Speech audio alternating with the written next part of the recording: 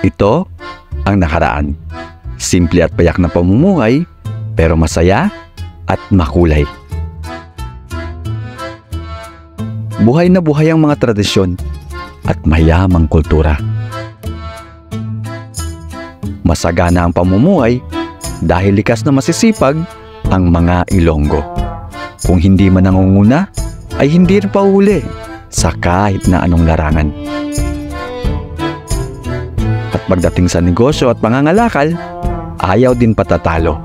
Mga prominenteng pamilya at pinakaunang mga milyonaryo. Yan ang maipagmamalaki at meron, ang Iloilo. Kagaya din ng ibang probinsya sa Pilipinas, nabiyayaan din ng Iloilo ng napakalawak na likas na yaman at matatabang lupa. Kaya umusbong at lumago ang produksyon at negosyo sa pag-aasukal. Nang magsara ang Manila-Acapulco Galleon Trade noong 1815 at naging pangunahing pangangailangan na ang asukal sa Europa, nagsagawa ng economic reform ang Espanya at binuksan ang sugar industry sa world market. Kasunod nito ang pagpatibay at pagsuporta sa sugarcane farming sa Pilipinas. At dahil sa mataas na demand ng asukal, lumawak ang plantasyon ng tubo sa Negros Occidental na pag-aari ng mga Ilonggo sugar barons.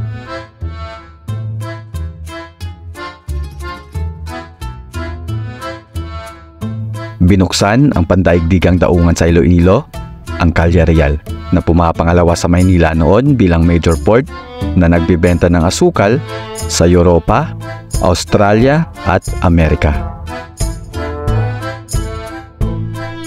At dahil sa masiglang kalakalan, lumaganap ang pagpapatayo ng mga konkretong simbahan at mga mansyon dito sa Iloilo.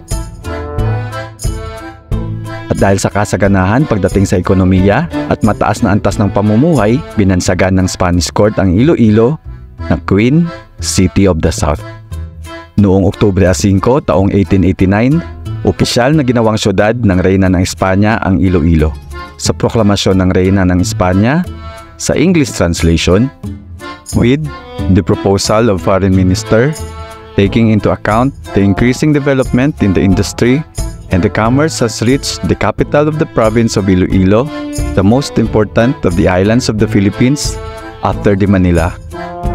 On behalf of my august son, Don King Alfonso XIII, and as Queen Regent of the Kingdom, I hereby grant the title of the city at the capital of Iloilo in the islands, given in San Sebastian to October 5 of 1889.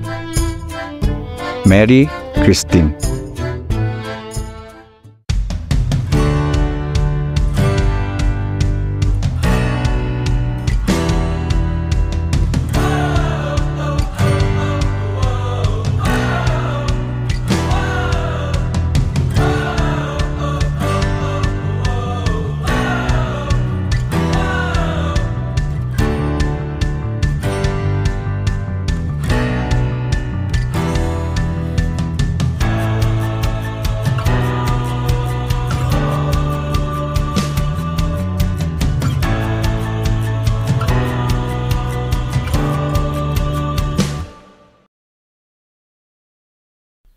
Galing dito sa Nelly's Garden, isa uling mansyon ang pupuntahan natin.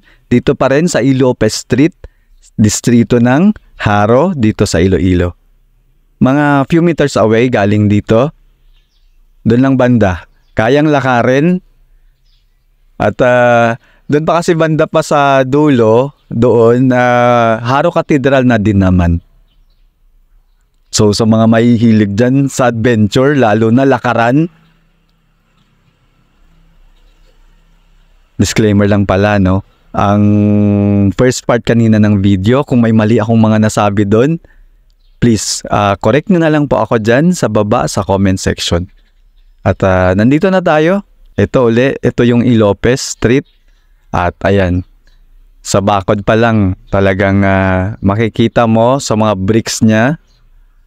Ayan.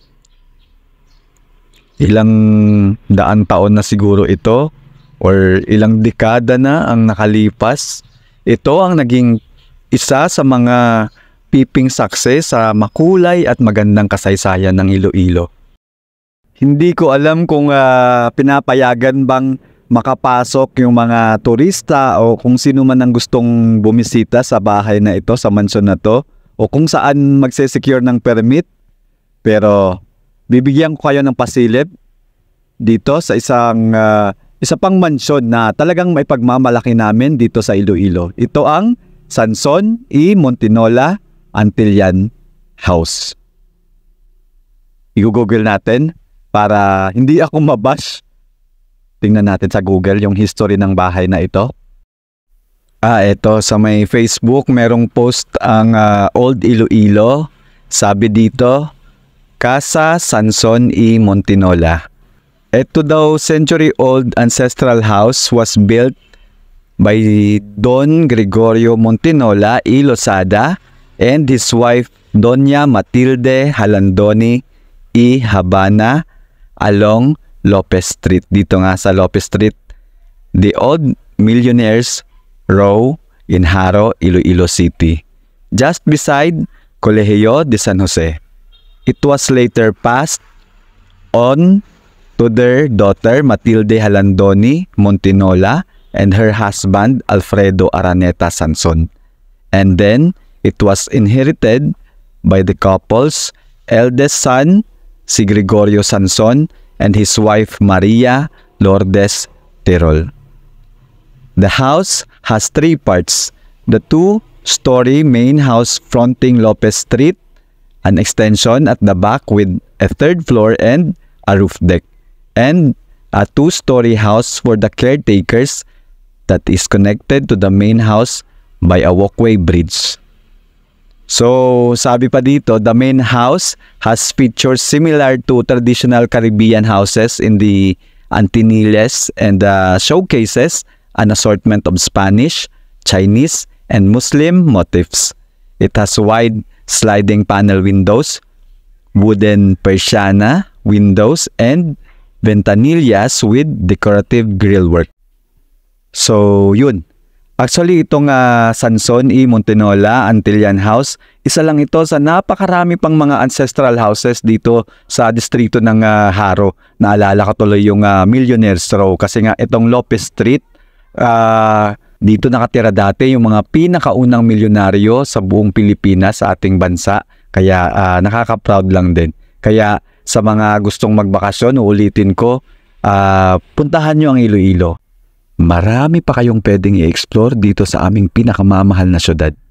Aantayin namin kayo dito sa City of Love. Maraming salamat sa panonood. Sana kita-kita tayo uli.